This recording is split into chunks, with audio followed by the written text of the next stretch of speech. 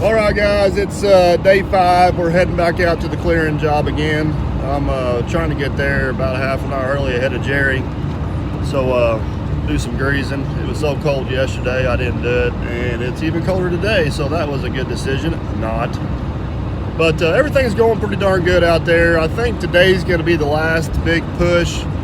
We're probably going to have a day or two on the dozer, just kind of cleaning up some loose ends, and once the farmer kind of sees where he's at on budget and everything, we may tackle a few other small projects around there. But we're closing in on it. We really got over the hump yesterday. We got the last big fence row done, and now we're kind of back into the smaller stuff and that jazz. So it's according to my truck right now, it's 9 degrees, so hopefully everything will crank off this morning. I'll try to do a little better job of recording that, because yesterday I failed you guys miserably. So let's go see what we got.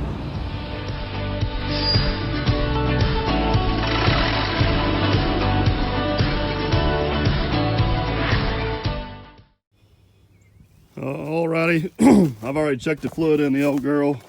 Ooh, she's frosty this morning. See if she'll come to life for us, I guess. Come on, baby. Oh, I think she's gonna do it. So close. By golly, we got fire in the hole.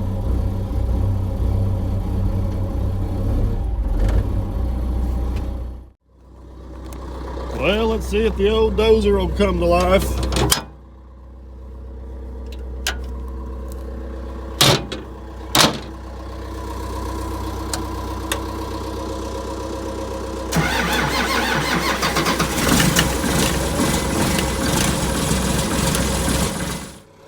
Good deal, loose seal. Glad everything cranked. I guess we'll get the grease gun out and get to greasing. I'm so excited. It's my favorite job. All right, guys, we're finally back at it. Everything went pretty good this morning. Got everything greased. Got all the rollers rolling on the dozer and the traco. The traco wasn't stuck to the ground this morning. Actually, it wasn't stuck to the ground the other day. The damn tracks were just stuck. But everything freed up. I don't know if you guys noticed while I was greasing, but I got a real fancy Subway cup for my fuel cap. I'm not saying I'm no expert by no means, but I have cleared a lot of ground over the years, and I've been very fortunate and not busted out any glass, not ripped any hoses off the machine, not busted any panels up. But somehow yesterday I managed to lose a fuel cap. I don't know what the heck I did. I guess a stick or something got up there and twisted her off, and she's laying down there somewhere. I went looking for it a little bit, but as you can imagine, it was pretty much a lost cause. But I'm not saying I'm too good to be above that stuff. It's just that it hasn't happened to me yet. Trust me, my day's coming. You can only do this for so long. I don't care how good you are before something happens. And if something happens and you tear up something, it's just kind of part of the business. You got to plan on it. But so far, so good. So hopefully I didn't jinx myself. I'd put you guys outside and let you see what the heck's going on, but it is really cold out there and it's nice and warm in here, so I figured to let you guys stay in here with the heat with me. And the real reason is I got me a GoPro. The first time I really used it was on this job, and it's a used GoPro. I don't know if the batteries are bad or if the GoPro just don't like cold weather, but it's not been working out for me. So, like it or not, you guys are riding along with me. If you tuned into this channel, we're hoping you were sent to see an expert equipment operator or an expert traco operator. I apologize. I'm sorry. You got me instead. Best I can do for you today. Maybe one of these days I'll get a camera in here while Jerry's running this thing, and you guys can watch a master at work, but unfortunately, you got me again today. Best I can do for you. I apologize. Trying to clean out a fence row here. We tried to pull the barbed wire out of this thing. Oh, I better go get that T-post before it ends up in a tractor tire. Tried to clean all the barbed wire out of this thing, and the dang brush was so thick, and it's been there for so long, it was growed in about half these trees. So we went through and cut the barbed wire about every, I don't know, 25, 30 feet. I'm trying to take the track hoe and just kind of get it. Gosh dang it, come on. There you go. Trying to take the track hoe and just kind of keep it all balled up in piles that are manageable size. Keep all the rebar all tangled up in it so it don't end up in a final drive or a track. And I guess we're going to tuck it away in the woods or in the fire or somewhere for safe keeping later. And I don't know why this is a freaking 40-acre clearing job. It seems like every time I turn around, I got a dang power line over my head. This job, as you guys probably seen from my first video, I may have misunderstood somebody. I originally thought it was going to be like a 20-acre clearing job. And I didn't walk around it real well. Just like I was talking about with the drone. The farmer claims we're clearing 30-something acres. And he's probably better at judging ground than me. Oh, but it... Oh, come on. But it feels like we've cleared close to 40, I'll be honest with you. Now, not all of it was real thick stuff. Some of it wasn't too bad, but some of it was pretty thick. But one thing I do wish I would have done a better dang tree back here. I wish I would have done a better job for you guys. I thought I had some better before and after pictures, and I was kind of relying on the GoPro for some of that. And the dang, look at that. You see that rebar wrapped right around my tooth? Get out of here. Thank you. Kind of relying on the GoPro for that. And the dead battery, cold weather, my inexperience, all the above. Kind of let you guys down. But I do have some decent before and after pictures. I really wish, like I said, I really wish I had that dang, some drone video. This would have been an awesome job for some drone video. But I know you guys can't see it. But there's like power line central here. Then there's a freaking wire going to a secondary pole out in the middle of this field that literally goes to the middle of nowhere. About half tempted to knock it down and say oops, but better not. But hopefully I'll be able to piece some stuff together, and you guys will kind of be able to see what all we did. It's hard to, I don't know, it's hard to get the scope, especially on these bigger jobs. You know, the smaller job you can kind of do a pretty big explanation, a pretty good explanation of. Hey, Chris let me down here and forgot to cut the rebar. You can do a pretty good explanation and kind of explain a little bit like what all you did. You get on a bigger job like this, and some stuff kind of gets lost in translation because you lose reference points, and by the time I spin the camera around and show you what's going on, you guys are trying to figure out where the heck you're at, and I'm probably done on to the next thing. So hopefully I don't disappoint. I'll do the best I can to show you what all we got going on. But the plan for the day is I really need to get the today's Wednesday, and I need to have this track hoe out of here Friday. And I can't be up here tomorrow. Jerry's going to be on his own. So I'm trying to get everything I can done with the track hoe. I've got to get this fence row out, and then I need to go down here and clean out around the pond so he can run a spray boom around that pond. And I think after that it's going to be a lot of just finish up with the dozer type work.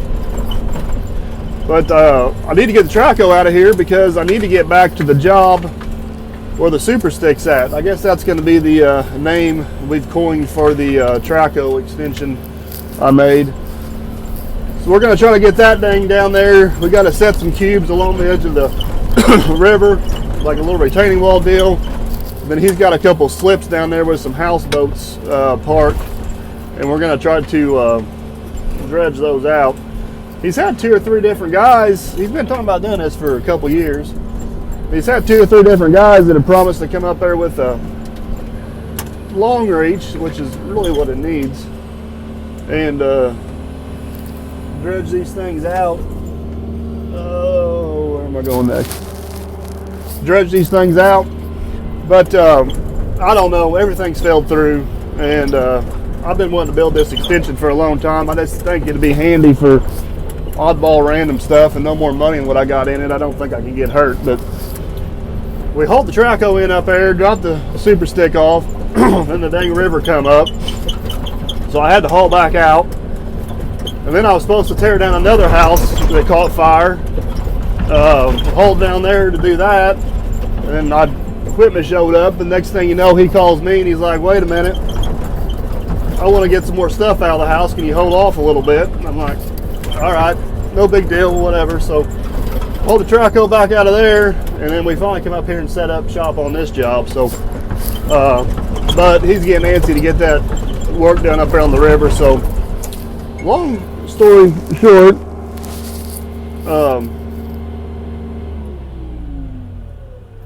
short, what my plan is try to get done up here tomorrow with the traco and haul back up to Rocky Point and try to beat some weather and get done what he wants done up there with the super stick.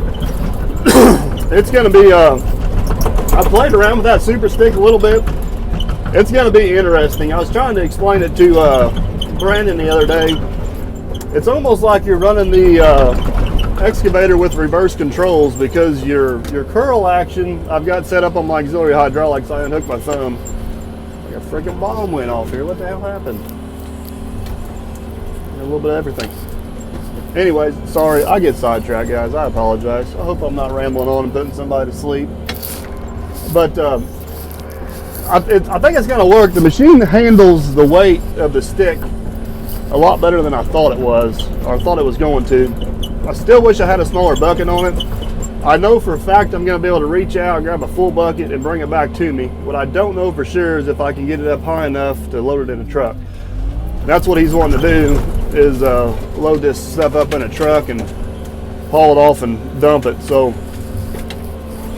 it's back to it's like running reverse controls, because your curl action is on your auxiliary hydraulic. So it's I don't know if you guys can see, I got like a fighter pilot jet setup. I got a thumb trigger to close my thumb, and I got an index finger trigger to close my thumb, and I got just a button on top of the stick to open it.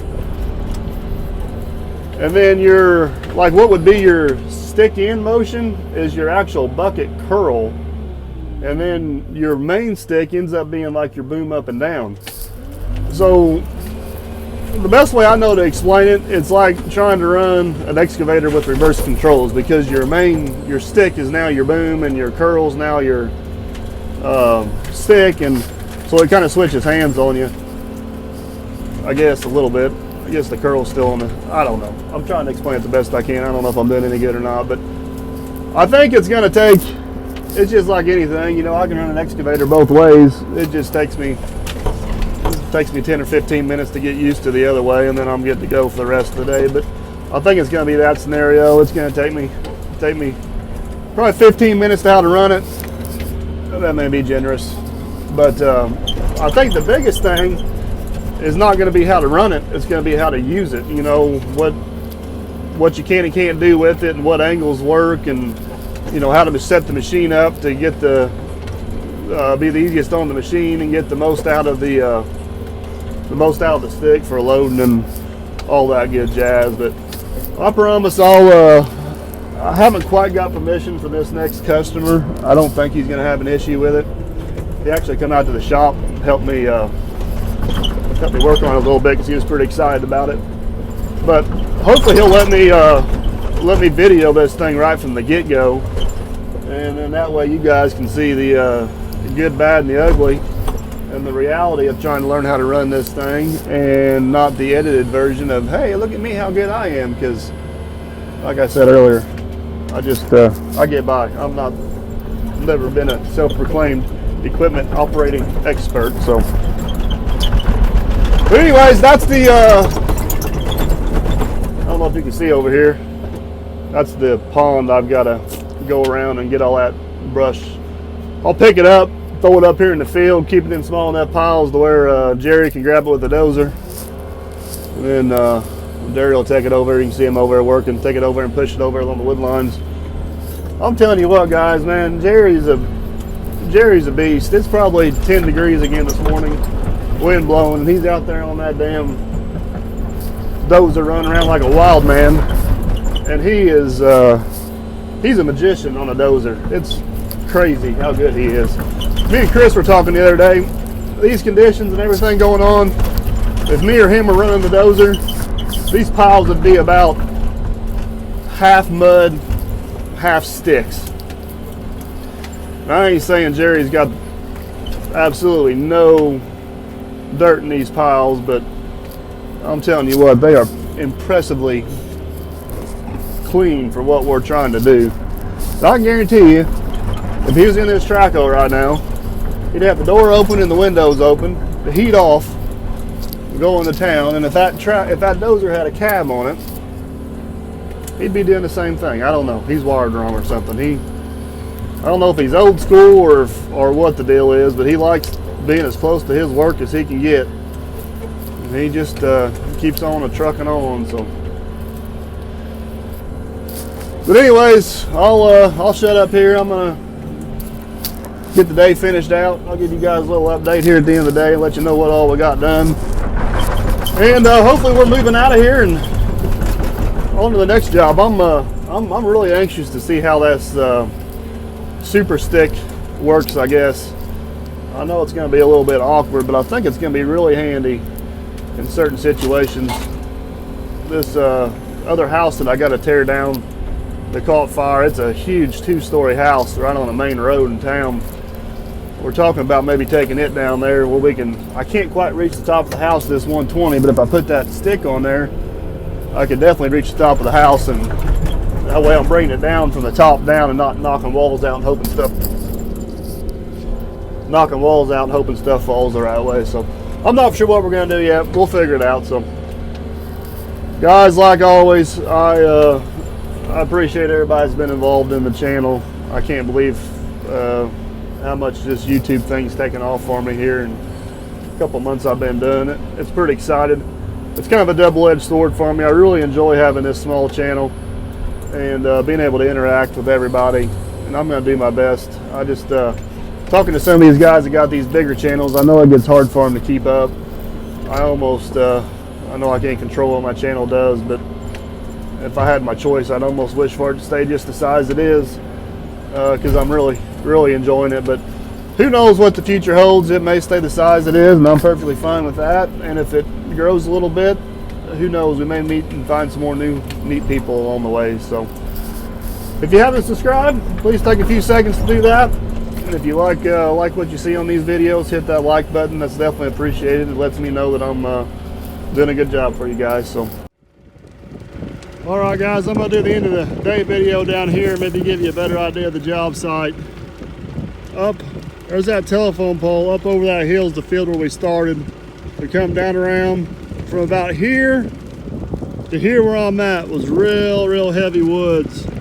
And then Jerry, where I was working out this morning, is just over that hill. He's pretty much done over there. We got one little bitty patch up there. We're pretty much done. All we got left is about 5 or 6 acres right here. And it's the lightest of it all. It's not that bad at all.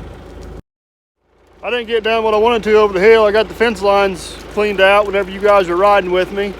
And I got about halfway around the pond.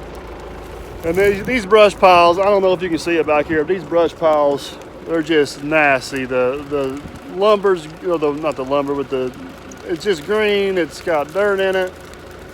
The wind finally picked up today. We used some all-natural fire starter, we'll call it that. We finally got them hot. So we got this fire. We got, where am I at? Fire right there, it's fire number 2. And fire number 3 is way up there on the hill. So pretty much all I've done the last 5 or 6 hours is just go from pile to pile to pile, throwing it together. And we're making some progress. We've got them all burnt down about halfway. So I'm gonna try to sneak out here tomorrow. I got at least a half day left with the track hoe. I'm gonna try to rearrange some stuff, get out here tomorrow, get it done, so we can haul it out of here Friday and go up there to the dredging job. So, all right, I'm wrapping it up. I'm out of here. I'm calling it a day. Thanks for watching, guys. Okay guys, I hope you enjoyed that video. If you did, if you could just take a few seconds to hit that thumbs up button, that'd be greatly appreciated. And if you want to make sure you don't miss out on the next great adventure or the next project on Dirt Perfect, hit that subscribe button.